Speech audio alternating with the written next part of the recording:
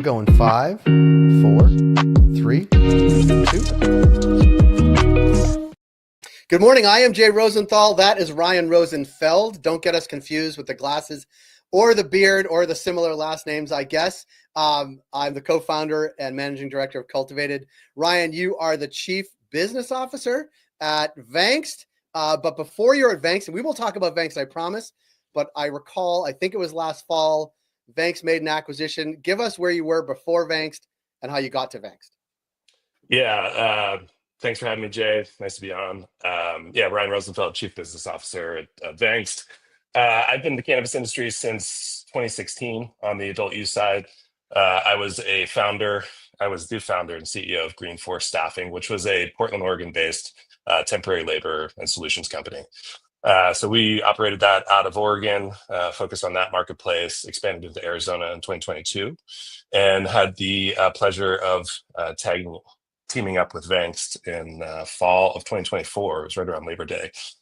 And we're the second acquisition for the Vangst team in the staffing space. Nice. Well, can I ask a question? Because you started in Portland, then you said expanded to Arizona. Was it similarity of markets, or it was a new market? Like what brought you to, or luck or dumb luck? Great question. I think it was a mix of a couple different things. I think, one, it was timing of the market. When did adult use kind of hit? Because of Arizona's, I think, market size, West Coast proximity, some of the badging attributes with employee workforce, and the ability that the badge stays with the employee and offers like redeployment opportunities. I think it was a very well capitalized market. I think that there was also existing cultivation due to the medical marketplace prior to adult use kind of transition, and then just a very and an opportunity. I think there was a gap in staffing. I had some relationships that turned into being very successful and great kind of leaders and counterparts and ultimately friends. So it was kind of, and it was also kind of opposite season to Oregon, both as far as kind of like the sales cycle, and then also a little bit of sunshine in the winter, which is much needed in the Pacific Northwest. Yeah, that's not bad, because you live in Portland, or you're based in Portland, and Portland weather is, I'll have you fill in the blank. Portland weather is perfect in the summer. Well, the summer's pretty short, though. Yeah, no, it's a mild winter. I think people, talking to somebody who lives in Toronto, Portland, Oregon is actually north of Toronto, which very few people realize. I believe it. Yes, as a Blazers fan, we take issue with the Raptors saying that we are the north. But yes. Anyway, it's very mild. We do have precipitation. It's very gray. It's Portland's at sea level, and it's if it's one of few metropolitan areas where we have access to ocean and mountain, and where you could play golf and go snowboarding on the same day. So outdoor recreation, premier destination. Nice. So that brings you to September last year, when you Correct. Joined up with the Vangst team, and talk about sort of the role you have at Vangst now, and then we'll talk more about Vangst too. But talk about the role you have now. Yeah, absolutely. So I came on. It was awesome opportunity to become part of a bigger team, national reach, established brand, and just kind of taking the experience, the history, the skill set, the bruises I have from the Green Force experience, and transitioning that and our best practices into the Vangst marketplace and opportunity.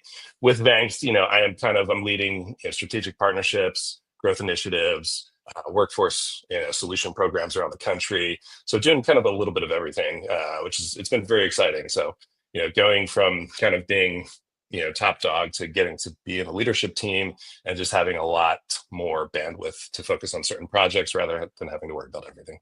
And I want to talk about the sort of overall sort of employment landscape in cannabis, but also in general. How has it shifted, being sort of in one or two markets versus like Vangst, which is everywhere? Like the landscape has grown significantly, well, for you, but also for Vangst. Now it's like, of a national agency working across all the markets. Like the scope is now much bigger than it ever was before, I'd imagine.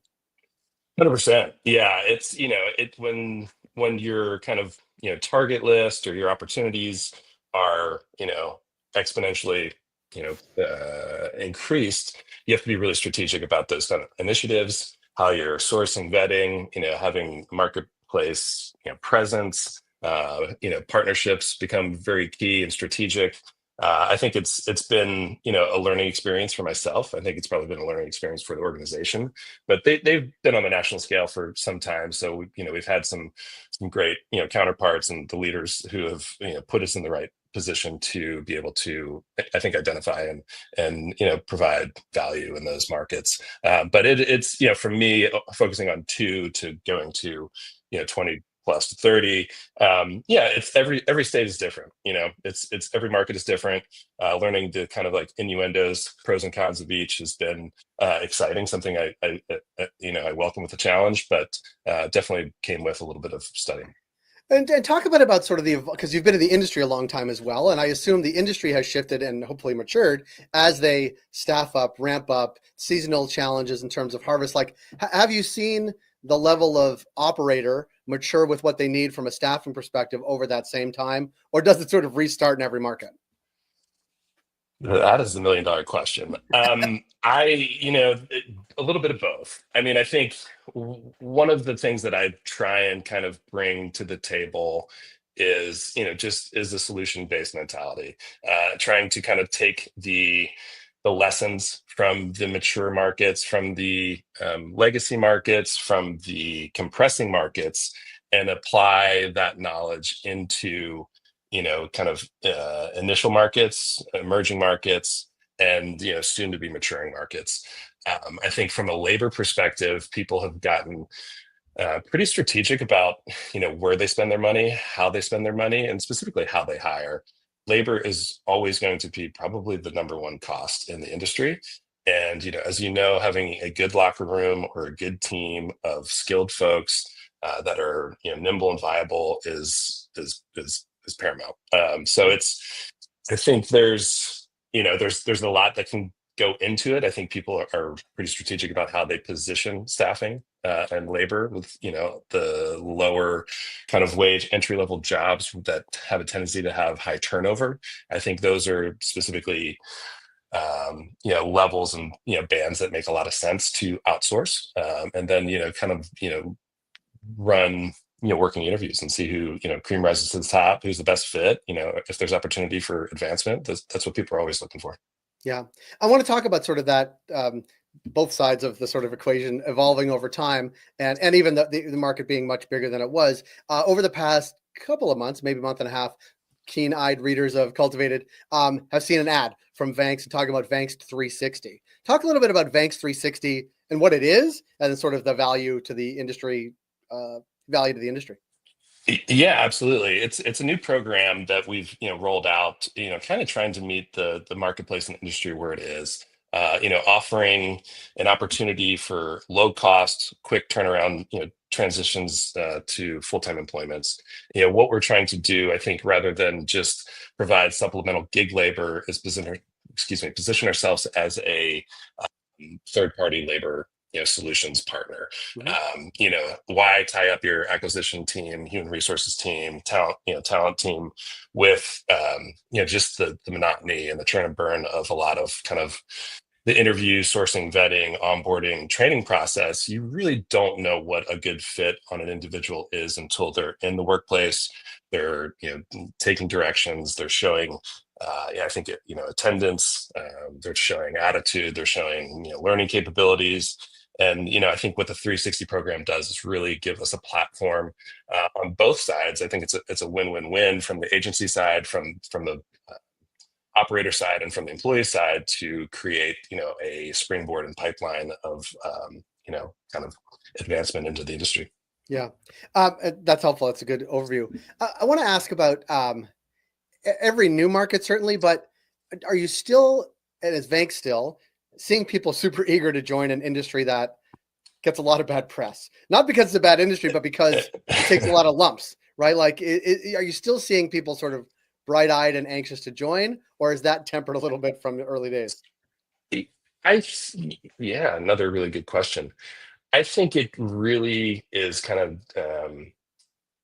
economically and geographically specific. Mhm. I think that there are the new markets definitely have the higher kind of the bigger appetites for kind of thrusting into the job seeking marketplace. It's it tends to kind of like temper over time. I think Oregon is a spot, and where it has again you're talking about 4 million people in Oregon. Arizona's probably like 7 to 8. You're going into Illinois, Ohio, New York, Florida, Pennsylvania, Maryland, where there's just the population density is much different. The economic industry kind of like spectrum is significantly different. I think there's a number of factors that kind of play into it, but there definitely seems to be I think a lot of demand early on. It does seem to, I think some of it's misunderstanding what the industry jobs actually are, and I think some of it is just looking for a change and wanting to be a part of something new and exciting, to which it still is very new and exciting to me. It's been in the industry for a number of years. Right. No, it's great. It's interesting to get that perspective. Ryan, I want to thank you for making time today and sharing your insight, expertise, your story, and what Vangst is up to. We'll have you back on to give updates as we go along as well. But thanks for your time, and we'll connect with you soon. Thank you so much, Jay. Thanks for having us. You got it.